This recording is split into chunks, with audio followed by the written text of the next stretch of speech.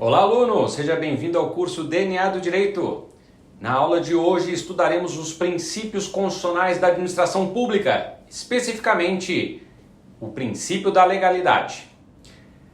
Dentro do artigo 37 da Constituição, nós temos o princípio da legalidade, impessoalidade, moralidade, publicidade e eficiência. São princípios constitucionais expressos para a administração.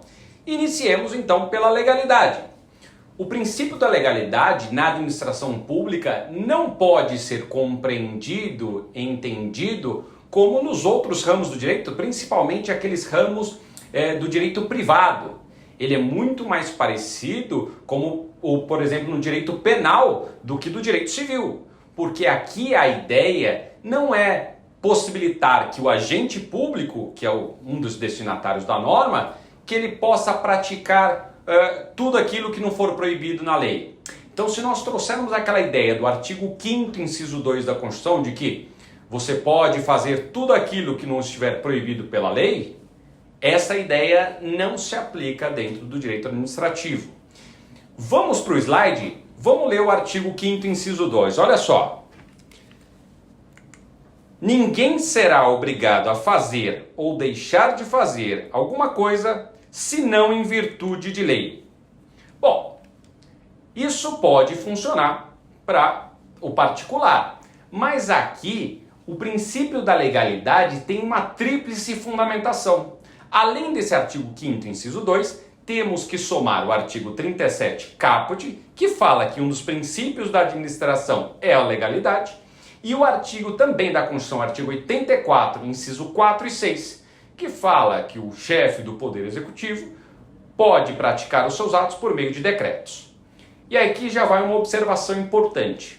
Quando nós falamos de legalidade, nós estamos falando de legalidade no sentido amplo da palavra. Nós estamos falando da Constituição, de leis complementares, leis ordinárias, resoluções, portarias, decretos. É todo o conjunto normativo. Então, não pensem que legalidade é só lei ordinária e lei complementar. Não. A ideia de legalidade, de que o agente público só pode fazer o que está na lei, é em todo o ordenamento, tá? E não só em lei específica. Bom, então, para somar essa ideia do artigo 5º, inciso 2, nós temos que ver os outros dois artigos. O artigo 37, que fala que a administração será regida pelo princípio da legalidade, e o artigo 84, que fala que o agente público, chefe do executivo, e aí pelo princípio do paralelismo, vale tanto para o executivo federal, estadual, municipal e do Distrito Federal, tá bom? Bom, então se aplica a todas as normas. Outra observação importante aqui.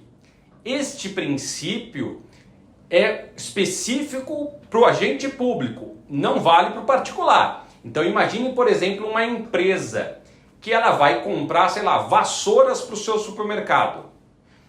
Tem um fornecedor que oferece por R$10, o outro fornecedor que oferece por R$8.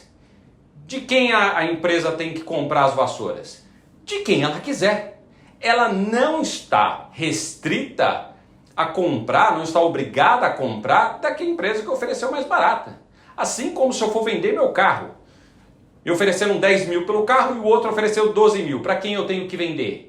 Para quem eu quiser. Por quê? Porque a lei não me obriga a vender para aquele que me ofereceu um maior valor.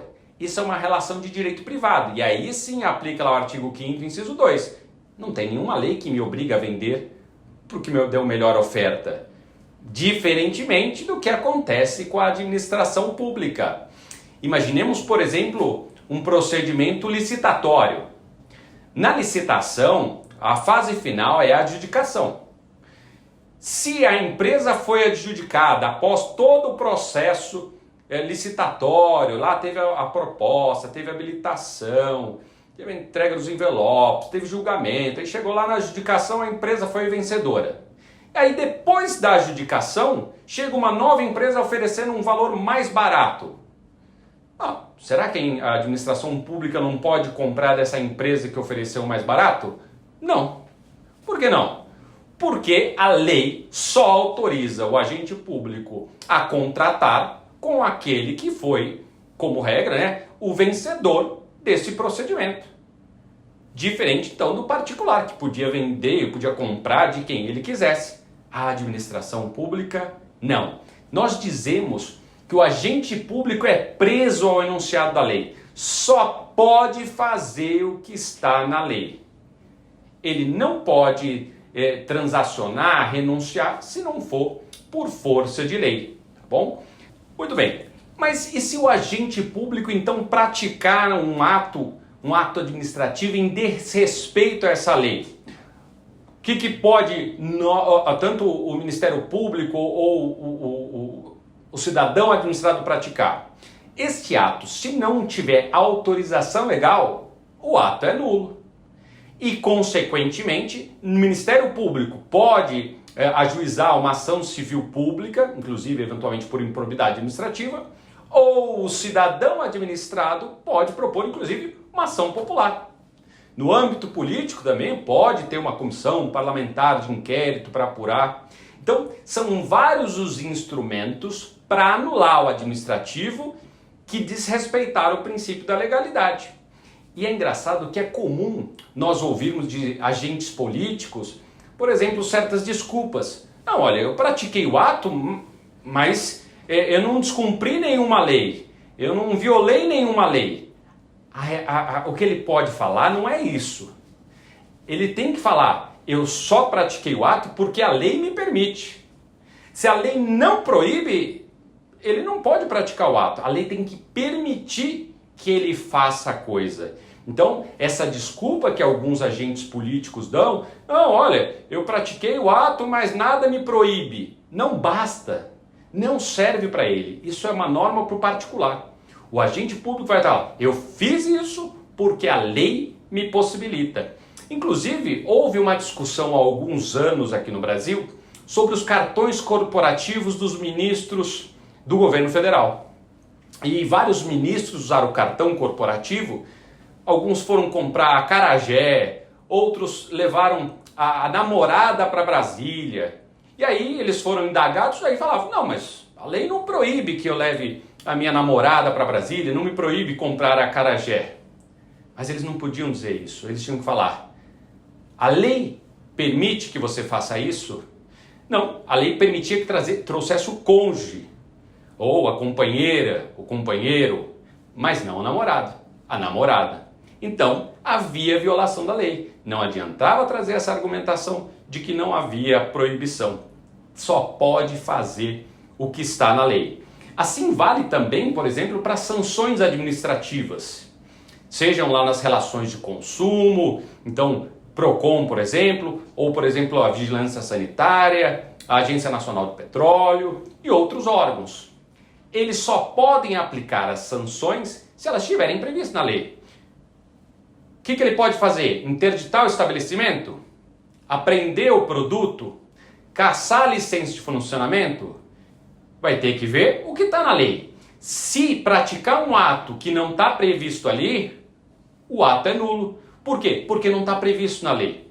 Então, cada um destes órgãos, dessas entidades, possuem certas prerrogativas, certas faculdades previstas em lei. Então, não seria lógico, por exemplo, o PROCON, por exemplo, cassar a licença de funcionamento de um posto de gasolina.